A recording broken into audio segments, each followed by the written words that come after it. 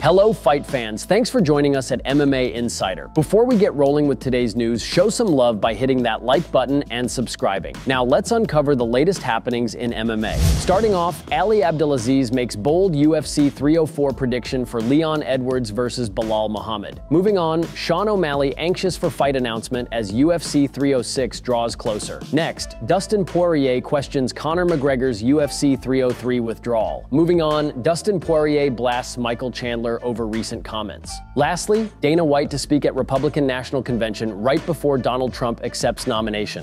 The manager of Belal Muhammad, Ali Abdelaziz, believes his fighter will dethrone Leon Edwards at the conclusion of UFC 304. Muhammad will be entering enemy territory on July 27th. Belal will meet Edwards inside Co-op Live in Manchester, England. The UFC welterweight championship will be at stake.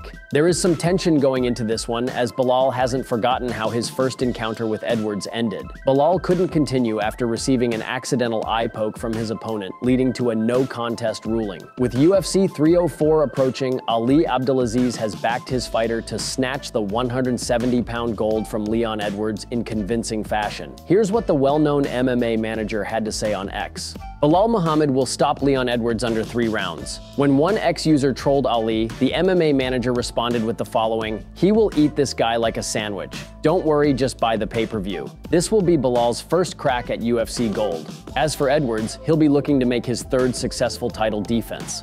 Muhammad earned his shot at the welterweight title after going 9-0 in his last 10 outings. He hasn't lost a fight since early 2019. Edwards' last defeat was all the way back in late 2015 against Kamaru Usman, a man he's since beaten twice. UFC 304 will also see an interim UFC heavyweight title fight. Champion Tom Aspinall will put his gold on the line against Curtis Blaydes. The two met back in 2022, but the bout only lasted 15 seconds as Aspinall suffered a knee injury. He'll look to have a standout performance, which would get him closer to finally receiving an undisputed title fight. Sean O'Malley is eager to get back inside the octagon, but he hasn't heard anything new on when that might be. O'Malley is the reigning UFC bantamweight champion. The Suga Show and Merab Dvalishvili have been going back and forth on social media, and the two have expressed a desire to fight one another. While UFC 306 inside the Sphere in Las Vegas would appear to be the right time for the title fight, nothing has been made official at this time. O'Malley has even admitted that he's in the dark when it comes to whether or not he will compete on the card. Here is what he said.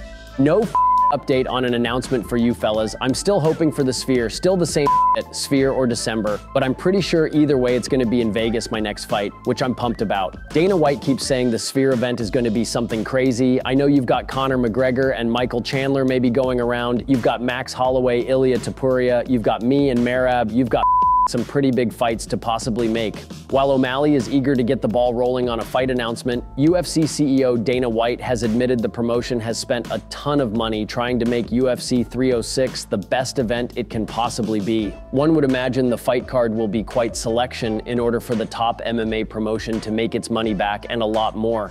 Dustin Poirier thinks there may be more to the story when it comes to Conor McGregor's scratched comeback at UFC 303.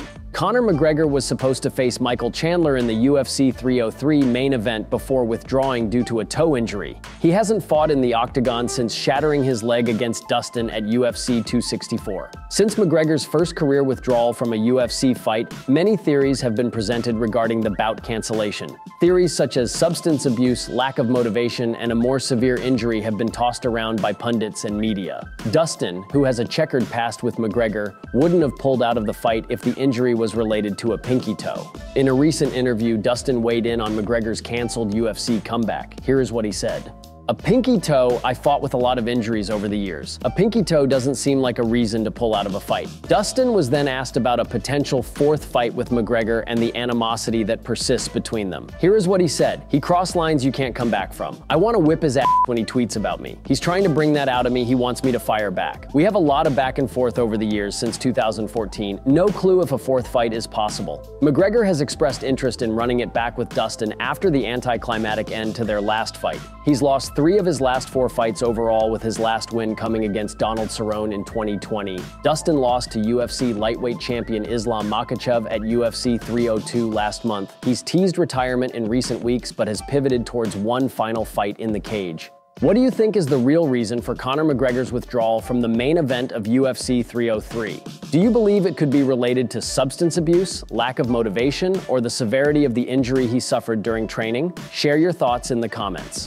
Dustin Poirier has taken aim at former opponent Michael Chandler. Chandler recently took to social media to tell Dustin to retire, which Dustin wasn't a fan of. Dustin ripped him in a tweet, but he now has taken aim at him while speaking on the MMA Hour, as Chandler told him we are good with him retiring. Here's what he said. "Come on, dude. No thank. Retire we good. Who the f is we? You just go here, buddy. You're not one of us. You're not we. I've been here. We're good. Who's we? Welcome to the UFC, dude. You've got one win in the UFC. Yeah, bro. He's not one of us. I've been cutting my teeth in the UFC since January of 2011 or 2010. He just got here. Who is we? He's speaking for the lightweight division?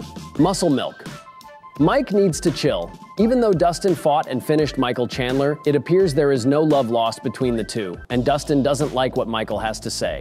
Although Dustin is taking shots at Chandler, it's unlikely the two will fight again, as Dustin is hinting at retiring. But if the two do fight again, the lead-up would be full of trash talk and it would be an all-action fight. Dustin is coming off a fifth-round submission loss to Islam Makhachev for the lightweight title. Before that, he scored a KO win over Benoit Saint-Denis to return to the win column after losing to Justin Gaethje by KO. He's currently 2-3 in his last 5, with his other win being against Chandler with the other loss to Charles Oliveira for the title. Michael Chandler hasn't fought since November of 2022 when he suffered the submission loss to Dustin. He has been holding out for a fight with Conor McGregor, but as of now, the rebooked date has not been announced.